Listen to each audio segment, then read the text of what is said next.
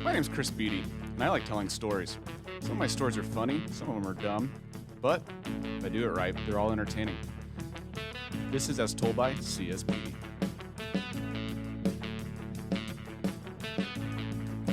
This story, it's about baseball. At least, kind of.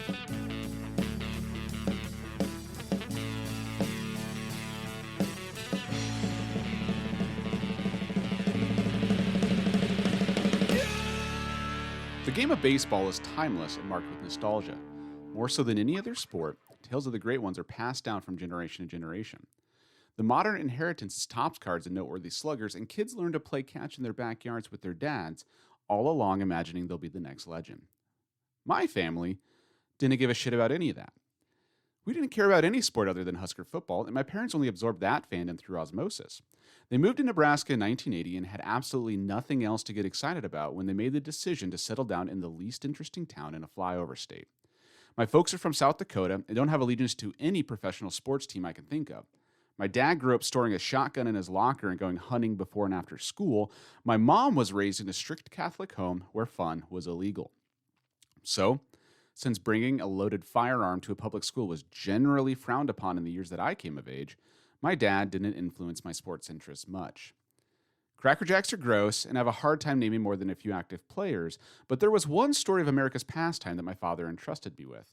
The fact that we cared so little about baseball makes it all the more cherished to me. Growing up, I annually heard some version of the following story. When my dad graduated high school, he joined the Army and was almost immediately stationed in Germany. His first job in Germany was driving staff cars. He was the chauffeur for a handful of visiting dignitaries and important generals, but the real thrill was driving around a baseball player whose name I can never remember. He was only known to me as that baseball player that my dad drove around for a week in Germany. I always assumed it was some minor leaguer or team mascot. A serious celebrity wouldn't spend a week in the back roads of Europe without a publicist and a documentary crew in tow. Likely, it was the kind of person that just wanted a free vacation or an easy way to make himself feel more famous. Cool story, Dad. I eventually remembered the player's name long enough to Google it. Turns out I was wrong.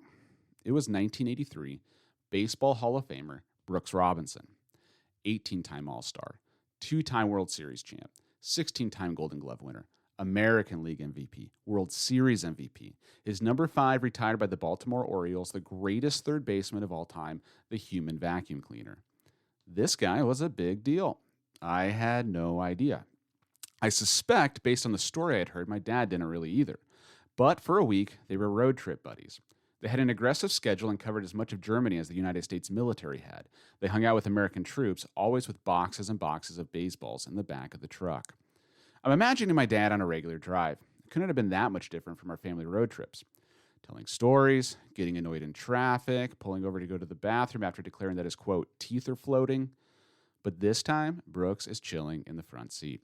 My dad probably let him mess with the radio, though. By the end of their time together, my dad, a man who doesn't get starstruck, was, dare I say, Brooks' friend. How could he not have been? This is unsubstantiated, but after 7 days in the car together, you tell me that you don't know a person like their family. My dad never requested one of those balls, but as their time together neared its end, Brooks tossed him one. It read, "To Randy, best of luck, Brooks Robinson." Over the years, that baseball was lost. This tale always ended with my dad slightly shaking his head. I wish I knew where the ball ended up. One day, he found it. My dad was going through a bunch of old boxes, and there it was, the ball. At least, it had to be the ball. I didn't DNA test it or anything. But there weren't any other baseballs floating around that I knew of that weren't signed 50-odd years ago, tossed to my dad, who subsequently tossed it into a random box. Time had led to patinaed calfskin and faded ballpoint ink, but if you held the ball up just right, kind of squinted a bit, and used your imagination to fill in the blanks, you could just barely string together, "To Randy, best of luck, Brooks Robinson." Immediately, I had an idea. My boss is the kind of man I cannot relate to. He's a baseball fan. For my idea, though, we needed to find some common ground. I told him about the ball, and he woefully mourned its state, though he said that this kind of thing tends to happen. Hardcore baseball guys don't collect signed baseballs. If they do, they live locked away in darkness with the hopes of preserving them from the horrors of UV rays and oxidation. And even then, time can be a real bastard to an autographed baseball. Months later, on a random day, at a random time, this overly zealous baseball fanatical, mild-mannered regional manager handed me a Ziploc bag with a baseball inside. It read, To Randy, best luck, Brooks Robinson. close enough. My dad had a new ball. I ordered a top-of-the-line UV-protected glass case that would display 2 balls with an engraved plaque that said Brooks Robinson. They forgot the plaque, but in went the old ball and the new ball, side by side, until my dad opened it in our living room on Christmas Day. When my dad opened it, he said, Huh, that's pretty cool. To translate, my dad was pretty fucking stoked. He soaked it in for a moment and then said, I wonder if he still remembers me. I mean, we spent a week together driving all over Germany. I had another idea. SportsCollectors.net is the internet database where creeps and fanboys track down celebrity addresses and crowdsource them in order to send them mail and try to get autographs. It's pretty awesome, even if you're not a creep or a fanboy. I mean, I am, but if you're not, it's an okay place for you too. Brooks' reputation among SportsCollector.net's creeps, fanboys, and totally normal dudes was sterling. In autograph lingo, Brooks got tons of traffic, but always returned. But if you're a normal person, that means lots of people sent him mail requesting his signature, and he would send those items back. After all, old people like Brooks love old things like the United States Postal Service. I wrote Brooks a letter and concluded with a question. Do you remember my dad? 9 days later, a package came back with a note inside. Chris, I certainly remember being in Germany and riding in a Jeep and signing a lot of balls. I'm sorry I don't remember your dad. Please tell him when we meet again, I won't forget it. As an aside, what a great fucking line. My best, Brooks Robinson. I framed the letter and presented it on Father's Day. I'm sure it was a bit of a bummer, but you couldn't deny how great of a guy Brooks was. Even after admitting to someone they didn't leave much of an impression, he still found a way to make a new connection. A promise that I truly believe he intends to make good on. There's something unnatural about celebrity. I don't believe human beings are meant to be famous.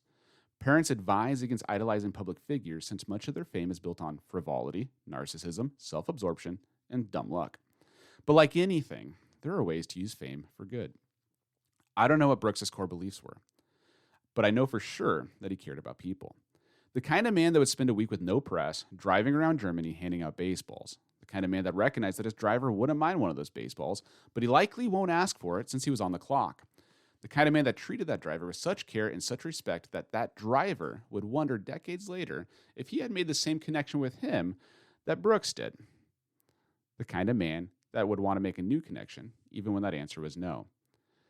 I don't know what Kanye West or Deion Sanders are like in person, but I have a pretty good guess. The world needs more Brooks Robinsons. On September 26, 2023, at the age of 85, Brooks Robinson passed away. Celebrity deaths don't typically bother me. When you enter the realm of fame, you trade aspects of your humanity in exchange for a larger platform. I'm not supposed to relate to you as a person, but as a symbol of something you represent. This can be a good way of making money, but it's not a particularly good way of making people care about you. But that night in my basement, I had a personal moment of silence for Brooks. Even after his death, it seems that I'm still just learning who Brooks was, and I still haven't watched a single highlight. I opened up a browser and typed in www.sportscollectors.net to look up his address one last time. Brooks died on September 26, 2023. The last person that successfully received his autograph mailed an item to Brooks on September 18th, 8 days before his death. 6 people received their item back from Brooks after he had already passed away. I bet Brooks enjoyed watching each one being opened. I bet to each person opening their mail, the item was more than just an autograph. I bet it felt more like getting a letter from an old friend. This is As Told by C.S. Beaty. All stories are written by Chris Beaty, and Kylie Sheehy helped with the editing. Randy Beaty is the voice of Randy Beaty, and Brooks Robinson was played by Uncle Bob Copperstone. Everything's recorded in the greatest city on earth, Omaha, Nebraska.